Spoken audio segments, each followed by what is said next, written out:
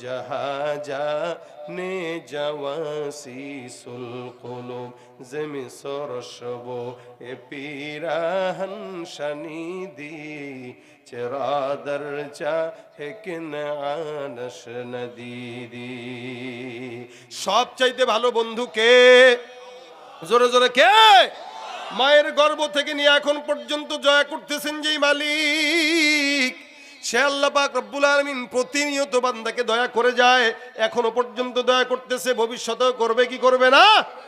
আল্লাহ পাক বান্দাকে প্রতিনিয়ত দয়া করে, মায়ের গর্ভ থেকে নিয়ে, গর্ভের পর থেকে জন্মগ্রহণ পর থেকে নিয়ে আজও পর্যন্ত দয়া করে। বলেন তো, কোনো বান্দা যদি কোনো জায়গায় চাকরি করে, ওই বান্দাটা চাকরিতে 30 দিনের মধ্যে 10 দিন যদি চাকরি না করে বেতন থাকে না কাটা হয়? এ মুসলমান, আমরা চাকরি করি কার বলে? আল্লাহর। আল্লাহ বলছেন মা খলাকতুল জিন্না ওয়াল ইনসা ইল্লা লিয়াবুদুন, তোমাদেরকে আমার দাসত্বের জন্য বানাইলাম। এখন আল্লাহর দাসত্ব মানে আল্লাহর কাজ আছে কিছু, নামাজ পড়া এটা আল্লাহর তরফ থেকে কাজ, আল্লাহ পাক রব্বুল আলামিনের হুকুম মানে আল্লাহর তরফ থেকে কাজ। বলেন তো, এই সমাজে যত মুসলমান দাবি করে, একটা মুসলমানও কি আসল মুসলমান না?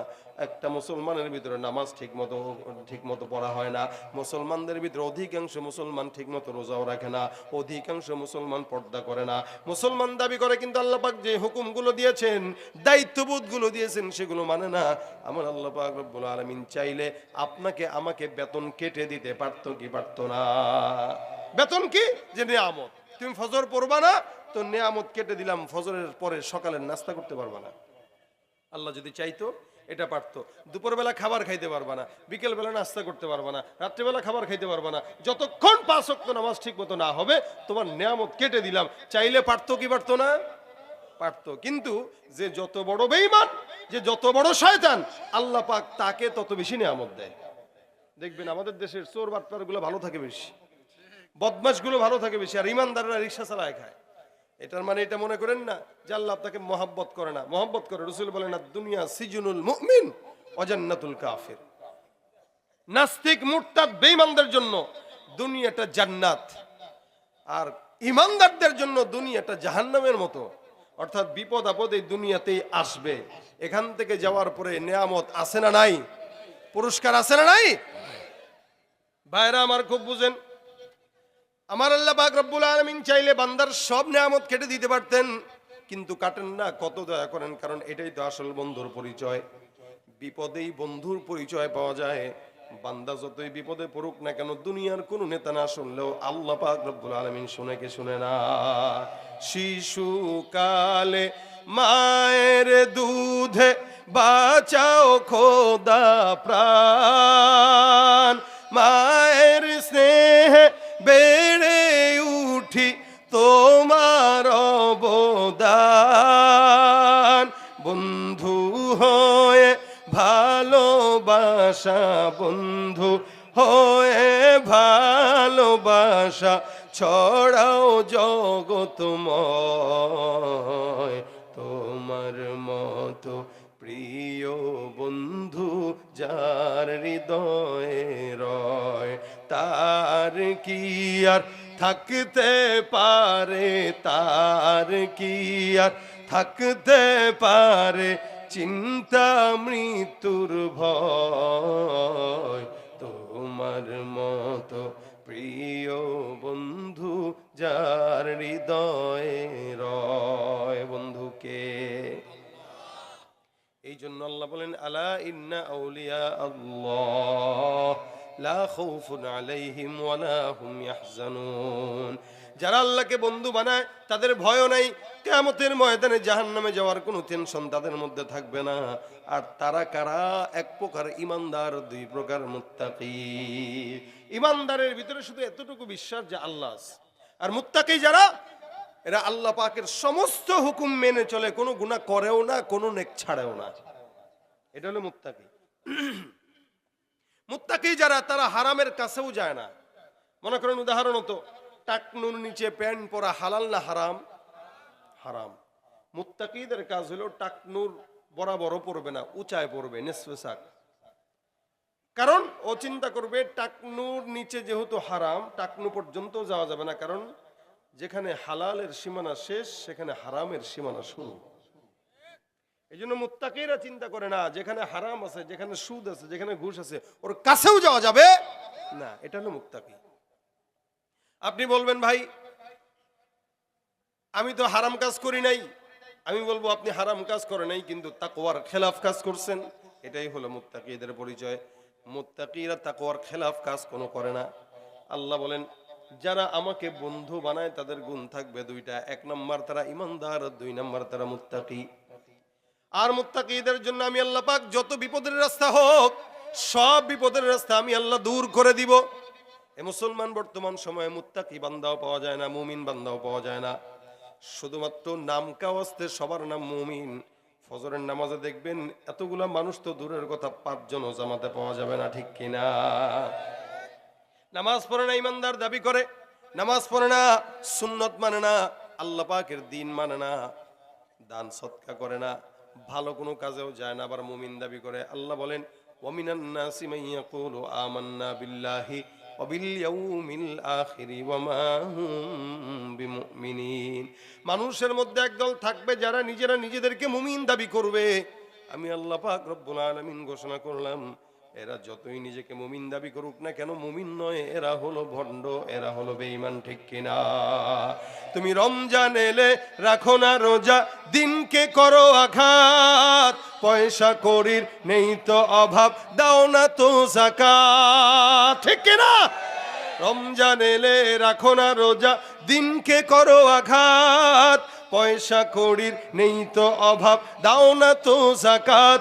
তুমি ইমানদারির বড়াই করো নেই তোমার ইমান, তুমি ইমানদারির বড়াই করো নেই তোমার ইমান। তুমি কেমন মুসলমান, তুমি কেমন মুসলমান, নামাজের সাথে নাই পরিচয়, মানো না কোরআন, নামাজের সাথে নাই পরিচয়, মানো না কোরআন। তুমি কেমন মুসলমান, তুমি কেমন মুসলমান, কথা কয় না? আছে না নাই? সুদের টাকায় প্রাসাদ গড়, ঘুষ ছাড়ো না, দিন দুঃখী না খেয়ে মরে খবর রাখো না। ইমানদার দাবি করে ভাই কেমনে চলেন? কয় হুজুর 40 বছর পর্যন্ত সরকারি চাকরি করছি, তারপরে প্রমোশন পাইছি, এই করছি সেই করছি, সরকার টাকা দিছে 40 লাখ, আলহামদুলিল্লাহ আল্লাহ চালায়, ব্যাংকে 40 লাখ টাকা রেখে দিছি, মাসে মাসে যে সুদ আছে ওইটা দিয়ে আল্লাহ ভালো মতো চালায়। কথা বুঝে নাই?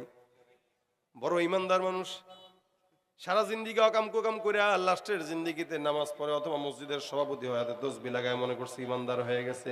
কিন্তু সারা জীবন ইমান গুনাহের কাজ করার পর লাস্ট জীবনে যদি নামাজও ধরে, ওই যে সারা জিন্দিগির গুনাহের আসর থাকার কারণে হারাম থেকে বেঁচে চলে না, সুদের টাকা খায়, সেও মুমিন দাবি করে। আল্লাহ বলেন মুমিন দাবি করবে, মুমিন হতে পারে নাই। সুদের টাকায় প্রাসাদে গড়, ঘুষ ছাড়ো না, দিন দুঃখী না খেয়ে মরে খবর রাখো না। তুমি ঘুষ খেয়ে বিচার করো সাজিয়া প্রধান, তুমি ঘুষ খেয়ে বিচার করো সাজিয়া প্রধান। তুমি কেমন মুসলমান, কথা কয় না?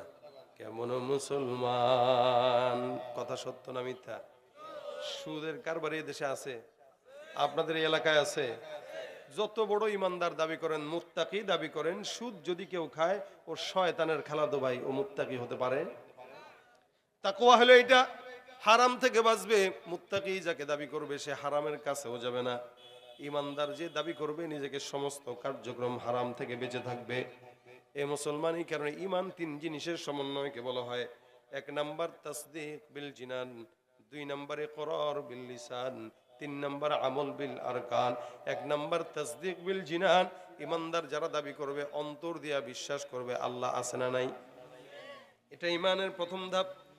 তাসদীক বিল জিনান ইমানের প্রথম ধাপ। আল্লাহ পাক রব্বুল আলামিন আছে বিশ্বাস করি, এই কথার স্বীকারোক্তি যারা দেয় এরাই হলো ইমানদার।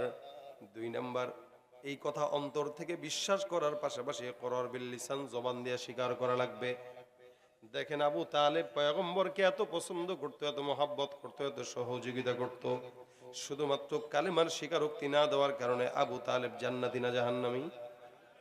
রাসূলকে অনেক কষ্ট করছেন, মুজাহাদা করছেন রাসূলের পিছনে, খুব বেশি হেল্প করতেন। আবু তালেব যতটুকু হেল্প রাসূলকে করছে অন্য কেউ এরকম হেল্প করে নাই।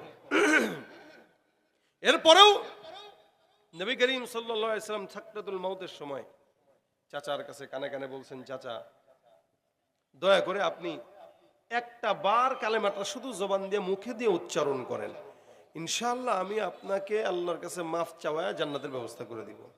কপাল পোড়া হইলে যা হয়। সারা জিন্দেগি রাসূলের পিছনে ছিল, ডানে ছিল, বামে ছিল, সামনে ছিল, কিন্তু শেষ বয়সে নবীর সাথে যদি খালি একটু জবান দিয়ে বলে দিত লা ইলাহা ইল্লাল্লাহ, বাস কিচ্ছা খতম হয়ে যেত। সারা জিন্দেগি যত গুনাহ করছে, উল্টা পাল্টা করছে, সব মাফ হয়ে যেত এক লা ইলাহা ইল্লাল্লাহ। দিল থেকে আবু তালেবও বিশ্বাস করে মুহাম্মদ সত্য নবী, আল্লাহ পাক আছে, কিন্তু স্বীকার করে নাই। এতটুকু না করার কারণে আবু তালেব জাহান্নামী হয়ে গেছে। দেখেন, এটা ইমানের দ্বিতীয় নাম্বার গুণ, ইকরার বিল লিসান। আমরা এখানে যারা আছি আলহামদুলিল্লাহ, আমরা জবান দিয়েও স্বীকার করি, অন্তর দিয়েও কি করি, বিশ্বাস করি। আমারও বিশ্বাস আছে, আপনাদেরও বিশ্বাস আছে যে আল্লাহ পাক আছে। আবার জবান দিয়ে স্বীকার করছি কেন? কারণ আমরা লা ইলাহা ইল্লাল্লাহ মুহাম্মাদুর রাসূলুল্লাহ পড়ি। আর সবচেয়ে বড় কথা হইলো আলহামদুলিল্লাহ, আল্লাহ পাক আমাদেরকে মুসলমানের ঘরে জন্ম দিয়েছেন। আলহামদুলিল্লাহ বলেন, আলহামদুলিল্লাহ। আচ্ছা বুঝেন কথা, মুসলমানের ঘরে জন্ম নেওয়া অনেক সৌভাগ্যের।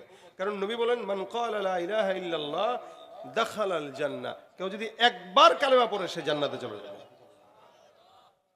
কিন্তু একটা খ্রিস্টানের ছেলে, একটা ইহুদির সন্তান, একটা নাসারার সন্তান, একটা হিন্দুর সন্তান, ভাই মুসলমানের ঘরে জন্ম নিলেই জান্নাত, কারণ সে কালেমা পড়ছে। একদিন না একদিন যাবে, মার খেয়ে যাক, পিটান খেয়ে যাক, যা খেয়ে যাক।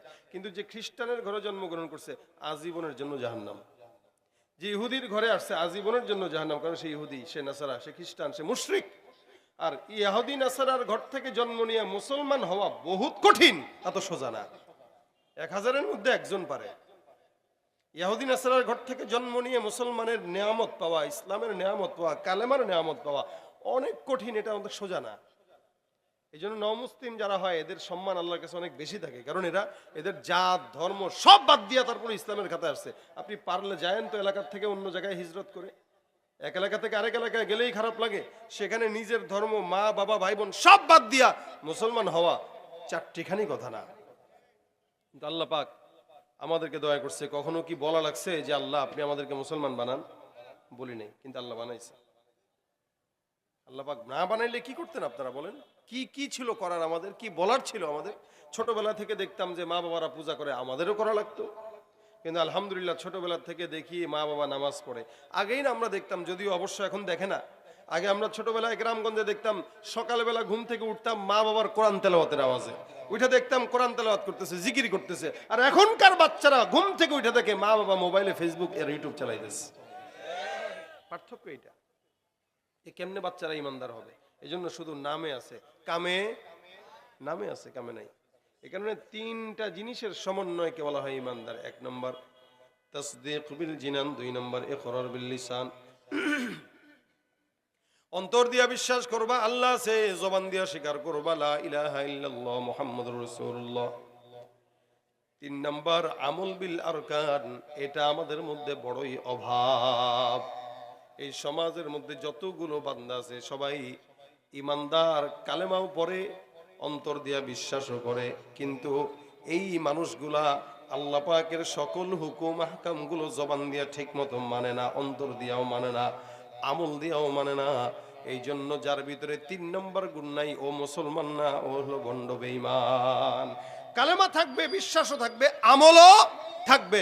আমাদের ভিতরে কালেমাও আছে, বিশ্বাসও আছে, স্বীকারোক্তিও আছে, আমলের অভাব। যার কারণে ইমানদার ঘুষ খায়, ইমানদার সুদ খায়, ইমানদার দুর্নীতি করে, ইমানদার মানুষকে ঠকায়, ইমানদার আরেকজনের জায়গা মেরে খায়। ইমানদার এমন কোন গুনাহ নাই যেটা করে, সব করে। এই জন্য ভাইরা আল্লাহ পাক রব্বুল আলামিন বলেন আল্লাযীনা আমানু ওয়া কানু ইয়াত্তাকুন, ইমানদার যারা তারা আল্লাহকেও মানবে, মুত্তাকিও হয়ে যাবে, তাদের জন্য আরো পুরস্কার আছে। লাহুমুল বুশরা ফিল হায়াতিদ দুনিয়া ফিল আখিরাহ। আল্লাহ বলেন তাদের জন্য দুনিয়া এবং আখিরাতে সুসংবাদ। কিসের? বলে আল্লাহর জান্নাতের। সুবহানাল্লাহ। এজন্য ভাইরা আমার, আল্লাহকে বন্ধু বানিয়ে ইমানদার এবং মুত্তাকি হব। মুত্তাকি আর ইমানদার যদি হতে পারি তো ইনশাআল্লাহ আল্লাহর জান্নাতের সুসংবাদ আমাদের সকলের জন্য আছে। জান্নাতে যেতে চাই তো কথা কয় না, এটা মুখস্থ কথা, চাই চাই চাই, কিন্তু চায় ঠিকই আবার অকামও করে, চায় ঠিকই গুনাহ করে, চায় ঠিকই অন্যায় করে। এই কারণে যত অন্যায় হয়ে গেছে এগুলো মাফের জন্য একটা আমল আছে, কি সেটা হলো ইস্তেগফার। আল্লাহ পাক বলেন তোমরা বেশি বেশি ইস্তেগফার করো, আমি আল্লাহ পাক রব্বুল আলামিন অতীতের সব গুনাহ ক্ষমা করে দেব। এখানে যতগুলো মানুষ আসছেন প্রত্যেকটা বান্দার গুনাহ যদি আমাদের সমাজে প্রকাশ পেত, আমরা কেউ এখানে আসতে পারতাম না, মুখ উঁচা করে কথা বলতে পারতাম না, একজন একজনের সাথে দেখা করতে পারতাম না। কিন্তু আল্লাহ পাক দয়া করছে বিদায় এখনো আমি আপনাদের সামনে কথা বলতেছি, আপনারা এখনো একজন একজনকে দেখতেছেন। বরঞ্চ আল্লাহ পাক আমাদের গুনাহগুলোকে গোপন রেখে দিয়েছেন। শুধু তাই নয়, কোন মুমিন যদি কোনো মুমিনের গুনাহ দেখেও ফেলে, আল্লাহ বলছেন, রাসূল বলেন তুমিও তার দোষ গোপন রাখো, কিয়ামতে আল্লাহও তোমার দোষ গোপন রাখবে। এজন্য ভাইরা আমার, গুনাহ যতটুকু হয় এগুলো প্রত্যেকের জিন্দেগিতে আছে, আমার জিন্দেগিতে আছে, আপনাদের জিন্দেগিতে আছে। এই রাত পর্যন্ত বসলেন, আরো আলোচনা শুনবেন, তারপরে বাসায় যাবেন। কথা হইলে ফায়দা কোথায়? ফায়দা তখন হবে আসলাম মাহফিলে, কিছু কথা শুনলাম আর আমলের নিয়তে গেলাম, আমল করলাম, ফায়দা তখন হবে। আর যদি এরকম ইচ্ছা হয় যে আসছি, শুনছি, চিল্লাচিল্লি করছি, তকবির টকবির দিয়েছি, ভালো লাগছে, শরীরটা গরম হয়েছে, বাসায় যায় ঘুমাই, সকাল 10টায় ঘুম থেকে উঠবো, ফজর ফজর দরকার আছে নাকি? রাত 1টা পর্যন্ত বয়ান শুনছি, অলরেডি এখন 1টার বেশি বাজে। তাহলে এই যে 1টার বেশি বাজে এতক্ষণ বয়ান শুনছেন, তা এতক্ষণ বয়ান শুনলে কি আর ফজর লাগে? কি বলেন, লাগে? আসলেই লাগে?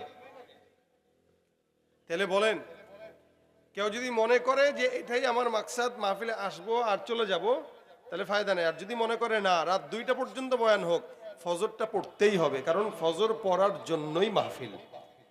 কি বোঝা নাই? ফজর ধরার জন্য মাহফিল না, ছাড়ার জন্য মাহফিল। হলো বদকার আসবে নেককার হয়ে বাসায় যাবে, বেনামাজি আসবে নামাজি হয়ে বাসায় যাবে। কি বলেন, ঠিক না? এটা হলো মাহফিলের মাকসাদ। এই কারণে শেষমেশ আমরা একটা জিনিস যদি নিয়ে যেতে পারি, যে আজকে এখানে যারা আসছে আমরা আল্লাহ পাকের বন্ধু হইতে গেলে একটা আমল আমাদের করতে হবে। কি সেটা? বলে ইস্তেগফার। ইস্তেগফার কন্টিনিউ করবেন, আল্লাহ পাকের বন্ধু হয়ে যাবেন, কারণ গুনাহ মাফ হয়ে যাবে, আর যার গুনাহ মাফ আল্লাহ তাকে বন্ধু বানায় নেয়। সুবহানাল্লাহ। এই জন্য যখন সময় হয় আস্তাগফিরুল্লাহ আস্তাগফিরুল্লাহ আস্তাগফিরুল্লাহ। হাতের কাজ আছে, পায়ের কাজ আছে, জবানের তো কোনো কাজ নেই। জবানের কাজ থাকবে কি? ইস্তেগফার। কি বলেন? ইস্তেগফার। জবানের কাজ থাকবে ইস্তেগফার, জবানের কাজই থাকবে এটা। হুন্ডা চালাইতেছি আস্তাগফিরুল্লাহ, রিকশা উঠতেছি আস্তাগফিরুল্লাহ, কাপড় ধুইতেছি আস্তাগফিরুল্লাহ, রান্না করতেছি আস্তাগফিরুল্লাহ, হ্যাঁ, কারো সঙ্গে কোথাও যাচ্ছি বাজারে, ইস্তেগফার। প্রত্যেকটা বান্দা প্রত্যেকটা পদক্ষেপে ইস্তেগফার পড়বে, আল্লাহ পাক তার যাবতীয় সব পেরেশানি দূর করবে, সমস্ত কল্যাণ বান্দার জন্য দান করবেন। সুবহানাল্লাহ।